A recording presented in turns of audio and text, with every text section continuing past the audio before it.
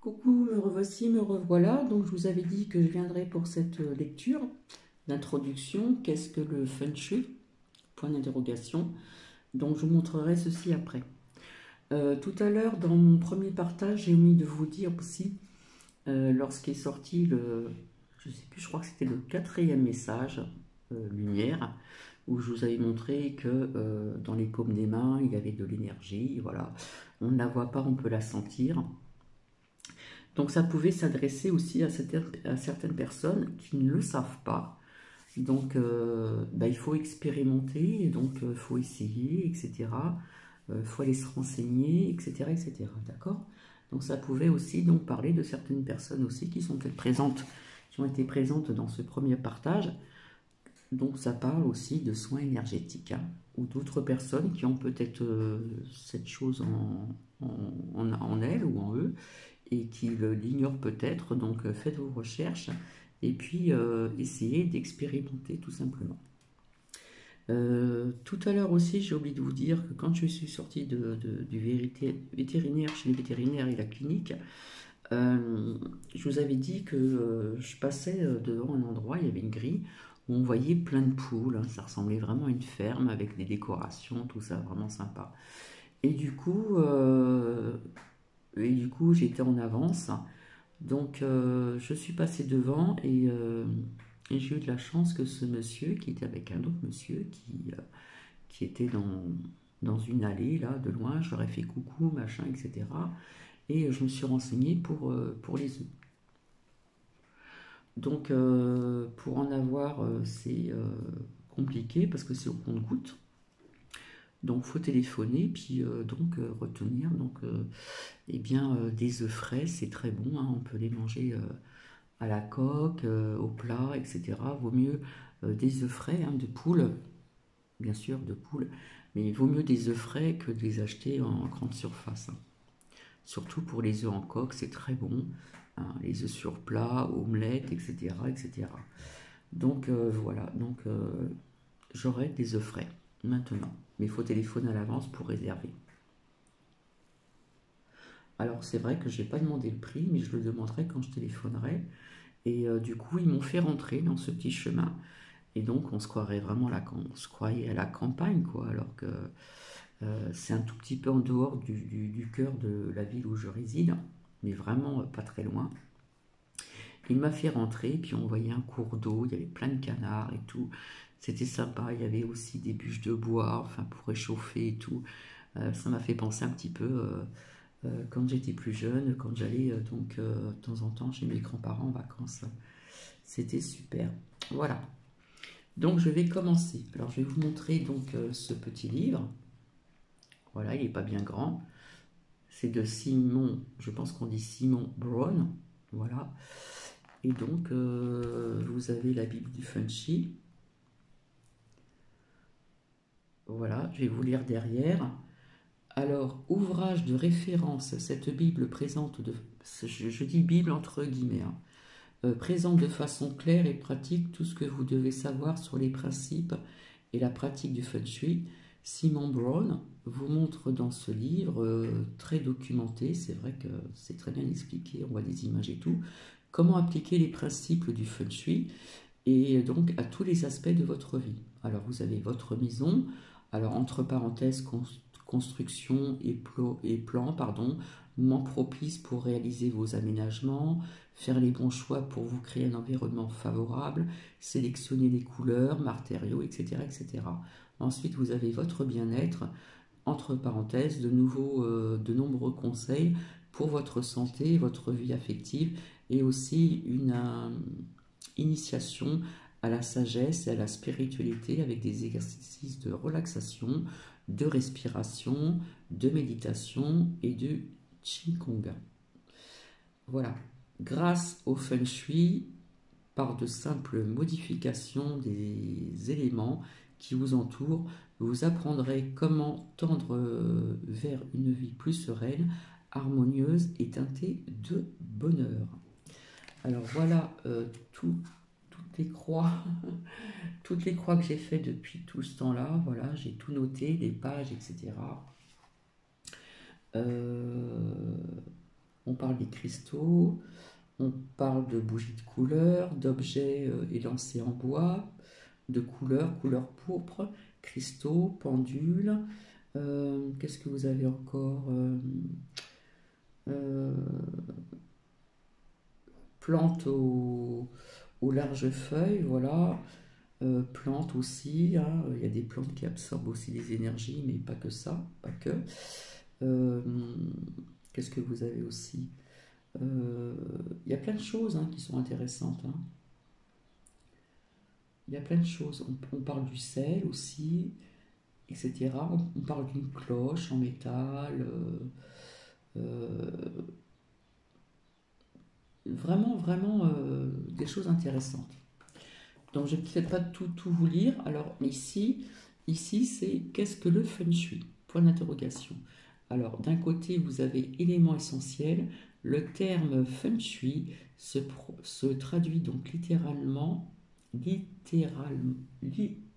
alors attendez, littéralement, oui, par vent et eau. L'amalgame, l'interaction, la circulation et l'interprétation de ces deux éléments générateurs de vie décrivent l'énergie fondamentale, le chi du feng shui. Alors, les origines du feng shui.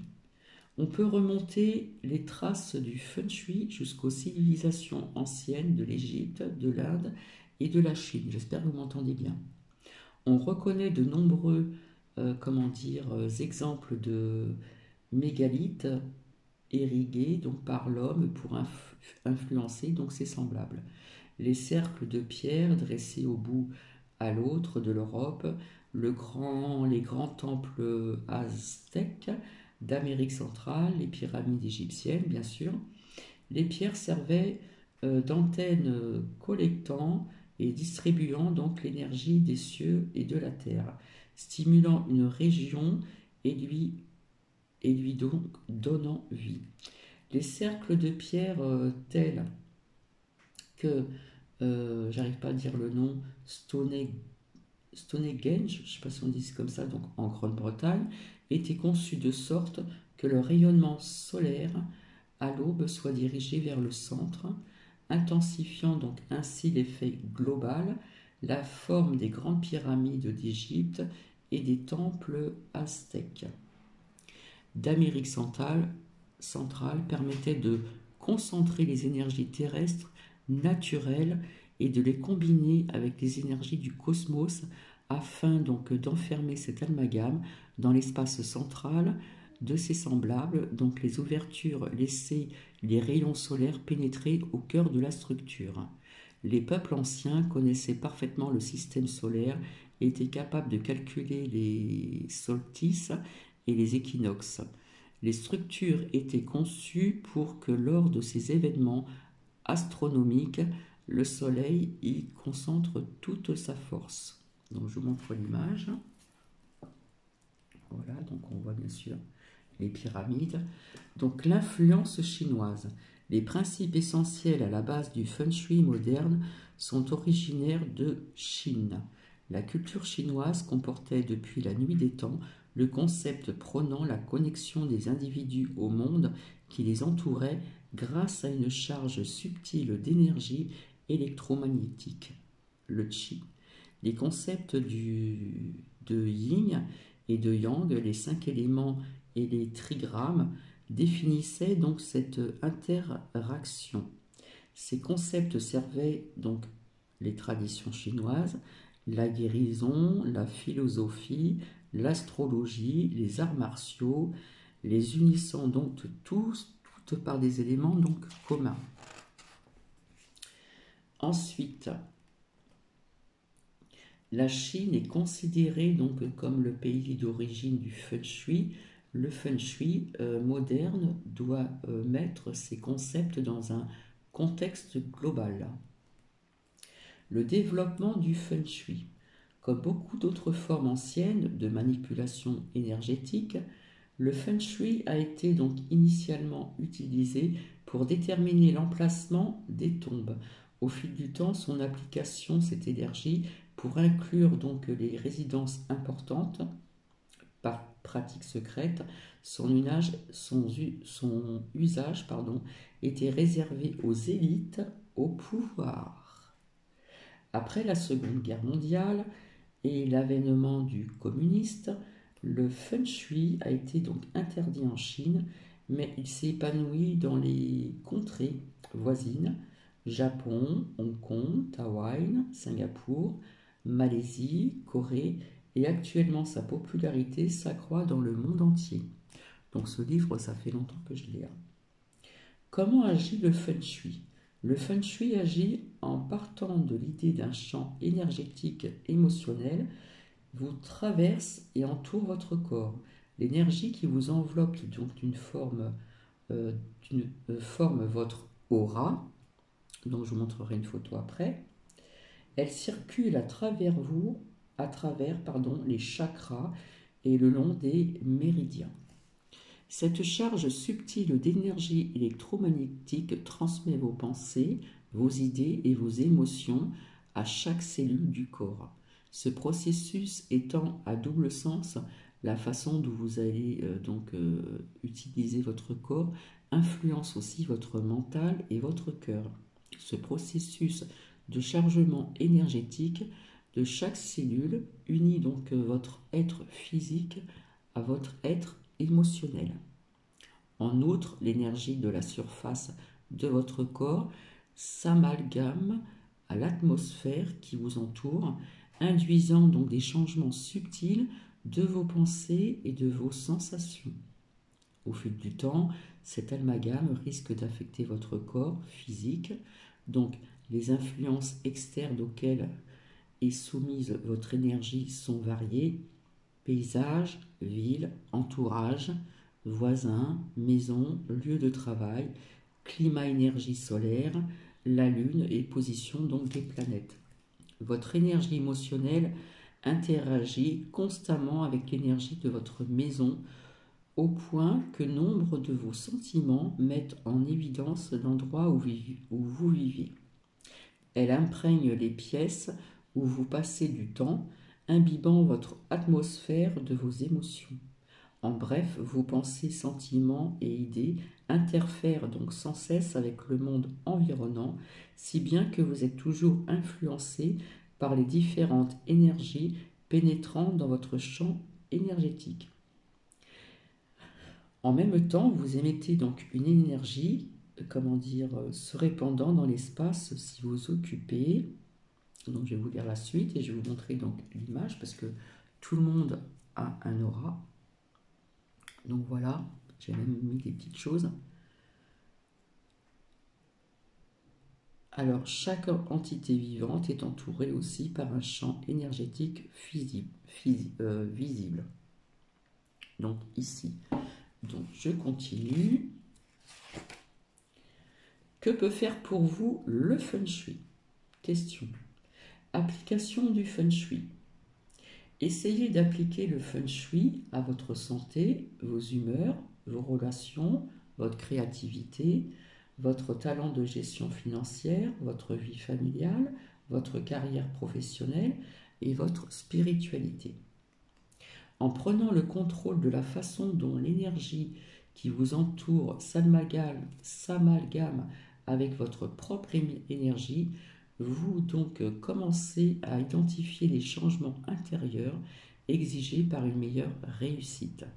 Si la confiance en soi accrue est exigée pour réussir professionnellement, consolidez grâce au feng shui ce trait de votre personnalité au lieu d'imaginer que cet art fera donc des miracles sans que vous ayez à lever le petit doigt.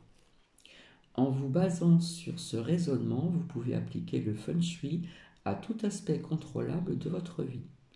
Par exemple, pour vous faire plus d'amis, vous devez donc devenir plus expressif pour obtenir de meilleurs résultats de vos entretiens. Vous devez être plus assuré pour profiter donc d'une bonne relation. Vous devez donc montrer une plus grande compréhension. Le feng shui n'agit pas sur les événements échappant à votre contrôle.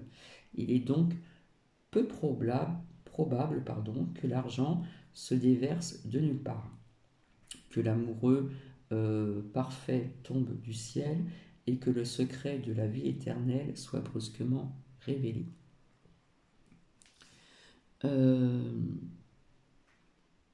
Alors, un déménagement peut induire des changements depuis longtemps envisagés. Alors déjà, vous avez la liste de contrôle Feng Shui. Donc, je vous montre l'image. Ici. Vos problèmes ont-ils commencé après un déménagement? Avez-vous connu de nouvelles difficultés après des changements effectués dans votre maison? Votre maison a-t-elle une histoire d'occupants précédents ayant connu donc des problèmes similaires? Si votre réponse est oui à l'une de ces questions, vérifiez si le Feng Shui de votre maison correspond donc aux problèmes rencontrés. S'agit-il d'un problème Feng Shui? On parle donc de déménagement. Le premier indice de l'efficacité potentielle du Feng Shui est donné par le moment de l'apparition de vos problèmes. Ont-ils débuté après un déménagement ou après des changements effectués dans votre maison? Pouvez-vous établir un lien entre vos émotions et le Feng Shui de votre nouvelle maison? Un second indice est apporté donc par l'histoire de la maison.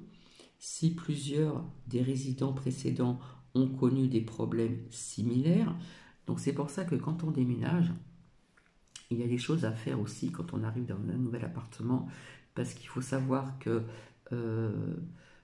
c'est ce que je vous expliquais quand je suis arrivée ici dans une chambre où je n'arrivais pas à dormir, et il faut quand même savoir que les murs, que ce soit en pierre ou ceci, cela, sont imprégnés aussi d'énergie des autres occupants aussi. Donc, si plusieurs des résidents précédents ont connu des problèmes similaires, que ce soit donc faillite, divorce, mauvaise santé, vérifiez le Feng Shui de la maison et cherchez leur cause. S'il n'y a pas eu donc de déménagement ou de modification, votre maison est moins significative, mais le Feng Shui peut toujours fortifier donc les zones de votre vie exigeant donc de l'attention. Parfois, il suffit d'un intime changement et de votre énergie pour transformer à fond votre vie. Alors là, c'est assez compliqué, mythe et superstition. Je vais quand même le lire. Alors, c'est écrit en tout petit. Le Feng Shui est basé sur une série de concepts subjectifs qui ne sont pas la réalité. Le Feng Shui n'est qu'une façon de percevoir le monde. L'important n'est pas donc la justesse ou l'erreur des concepts, mais quels sont donc ceux les plus appropriés pour vous. En choisissant d'adopter la perception Feng Shui de l'univers, vous trouverez des idées intéressantes sur la meilleure façon d'interagir avec l'environnement et donc d'améliorer votre vie. Comme beaucoup d'autres sujets, le Feng Shui va du simple bon sens à certains aspects, mettant à rude épreuve la crédulité et de l'adepte le plus fanatique. Pour élaguer donc les mythes et les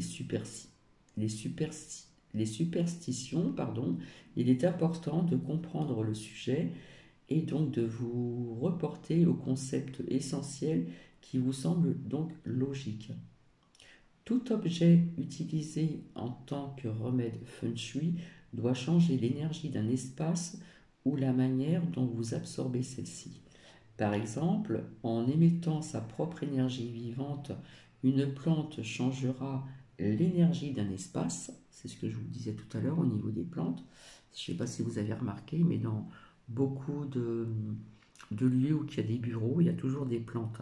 Il y a des plantes aussi qui absorbent donc l'énergie aussi électromagnétique. Par exemple, vous avez aussi une plante changera l'énergie d'un espace. En mettant aussi votre lit à un autre endroit, vous serez exposé à une énergie différente pendant votre sommeil. Alors, vous avez aussi donc différences culturelles. Dans la culture chinoise, certains objets ont une influence symbolique. Celle-ci n'a pas le même impact sur les personnes extérieures à cette culture-là. Par exemple, bon bah là c'est un petit peu compliqué quand même, hein. Alors, bon là on parle de peinture qui représente l'eau.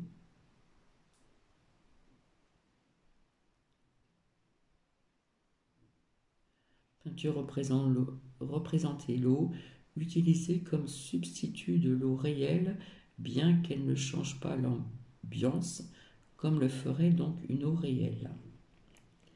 Flûte fait monter l'énergie, mais agit seulement en étant étayée par une force croyance.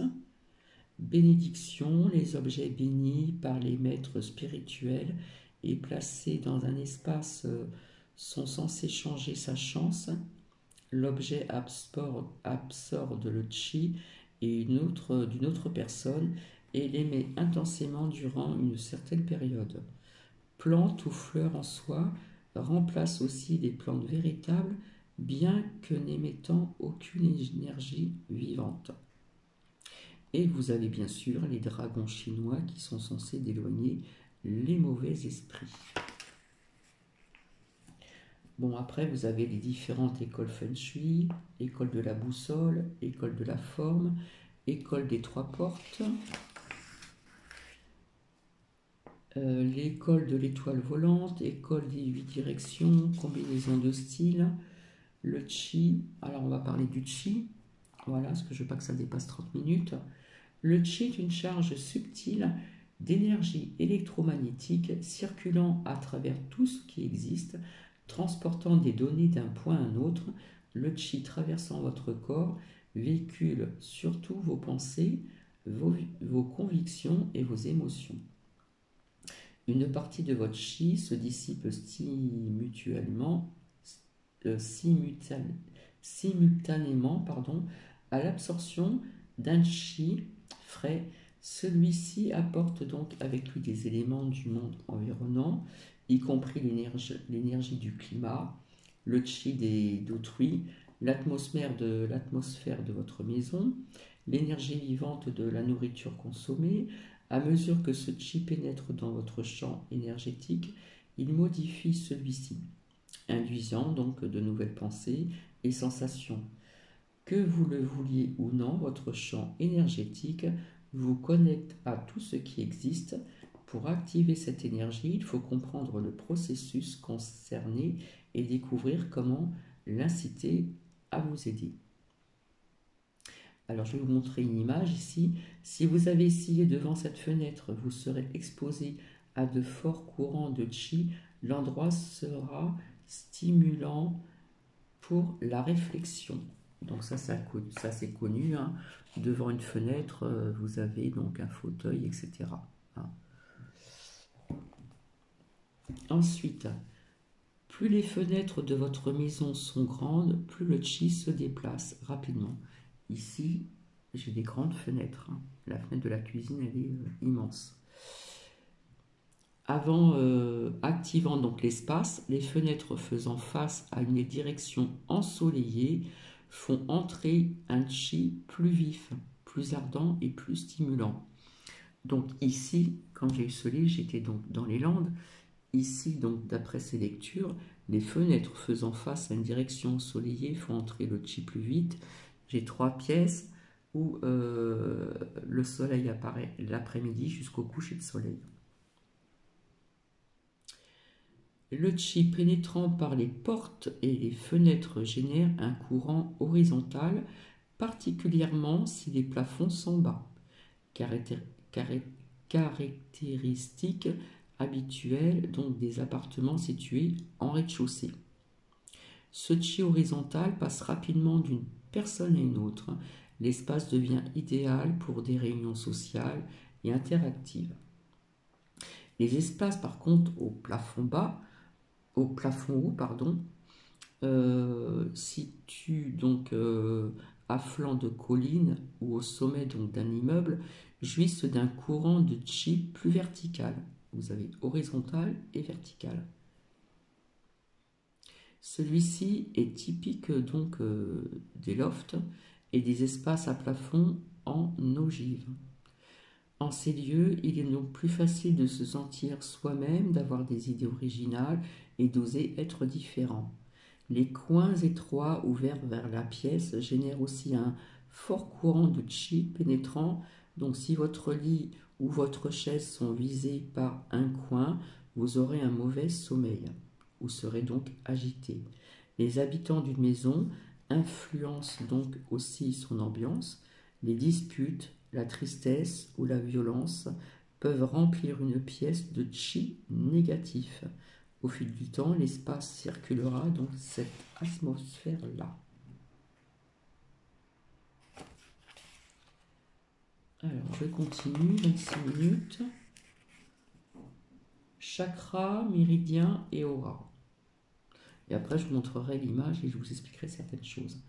Dans le corps humain, un fort courant d'énergie chi spirale à travers un méridien central partant du sommet de la tête. À mesure de son déplacement dans le corps, l'énergie forme 7 centres énergétiques puissants. Donc on les connaît, ce sont les 7 principaux chakras, mais il y en a d'autres points énergétiques. Donc 7 centres énergétiques puissants, les chakras. Le courant du chi tourbillonne là avant de se répandre dans le corps. Si vous regardez le sommet de la tête d'un bébé, entre parenthèses, ou d'une personne aux cheveux coupés à ras, vous y verrez une sorte de tourbillon. Cet emplacement du chakra couronne, voilà, là où l'énergie environnement pénètre le plus facilement dans le corps. Pendant le sommeil, vous êtes dans un état très réceptif, induisant le rechargement énergétique selon le feng shui. La direction vers laquelle le sommet de votre tête est dirigé quand vous dormez détermine aussi le type d'énergie absorbée. Les grands canaux énergétiques, les méridiens, assez similaires aux principaux vaisseaux sanguins, partent de vos chakras et transportent l'énergie à votre torse, à vos bras, à vos jambes. Des points donc sensibles sont situés le long de chaque méridien. En les massant avec les doigts, en les chauffant donc moxibution, ou en les piquant soigneusement avec des fines aiguilles métalliques, donc l'acupuncture, la médecine douce, qui maintenant n'est plus remboursée, n'est-ce pas? L'énergie sera modifiée, donc vous êtes enveloppé d'un champ énergétique externe, l'aura appelée parfois le sixième sens, où les interactions avec vos semblables seront donc facilitées. À certains moments, vous pouvez protéger cette énergie plus loin, comme une antenne, pour puiser dans l'immensité du savoir cosmique. En y parvenant, vous profiterez d'aperçus intuitifs et d'étonnantes donc idées inédites. Donc, je vais vous montrer les 7 principaux chakras. Je pense qu'il y a des personnes qui le savent. Donc, je vais voir si je peux zoomer. Voilà. Alors, attendez. Donc, je vais commencer par le bas. Ici, donc à ce niveau-là, vous avez donc le premier chakra. Hein, c'est le premier chakra racine. Ensuite, vous avez le deuxième chakra. Nous avons ici le troisième chakra. Ici, le chakra du cœur, le chakra de la gorge. Ici, vous avez le chakra, donc, comment on appelle ça? Le sixième chakra, l'œil, je ne sais plus comment on dit, qui se trouve vraiment donc ici au niveau des 2 sourcils. Et donc vous avez le chakra couronne qui se trouve donc ici, d'accord? Donc qui est lié hein, vers le haut, vers le ciel, et ici donc vers le bas. mais en principe, nous avons d'autres chakras, d'autres centres donc énergétiques. Je crois que j'ai plus en tête. Chakra racine. Je ne sais plus si c'est chakra sacré.